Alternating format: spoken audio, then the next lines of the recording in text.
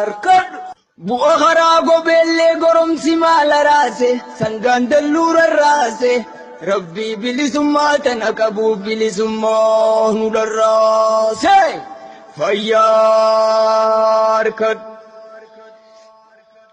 way tokkichaa firiin kumaa baalli diidaman geenye gattaa'eetiin si booya kukummii lola daagaa bakka namuu nan dhageenye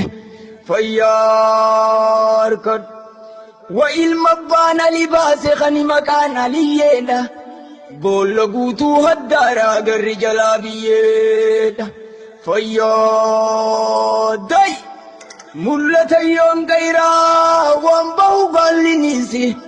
nanna keessatti roobe gabroo waan bahu yaanniniisi fayyaa arkad boqqolloon hin qaxarree magan garbuun akka tangeenye qajeeltuu lootiin qabdu ashalootii maalafan keenye fayyaa arkad walda gabree ja'anii gabaabaanya gureedha hantuu taatuu filatee maalayyaa adurreedha fayyaa arkadhu akkana shaashaa ilmaan harargeedha walleen milkii dhiyaate gara suutii kanaa waatu qilleensa goosaa bilisummaan dhiyaatte dhiira yoo dhiira teenya maaliin irraa isin dhooysaa fayyaa arkadhu walleen milkii dhiyaate gara suutii kanaa waatu qilleensa goosaa bilisummaan dhiyaatte yaa ijoollee harargeedha maaliin irraa isin dhooysaa fayyaa arkadhu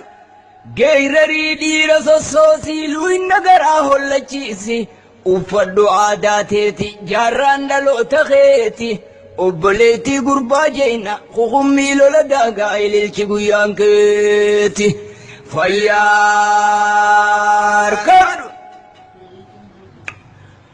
walda gabree ja'anii gabaabaanya gureedha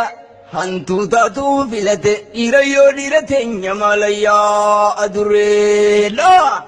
fayyaa arkad meemmuma lafaa kaanee laadduruu bakka geenye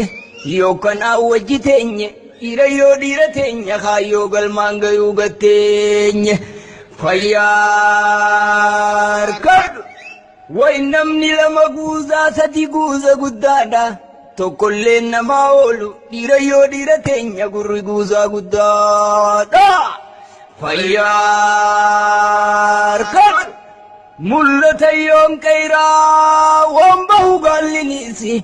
nanna keessatti roobe gabroo waan bahu yaanniniisi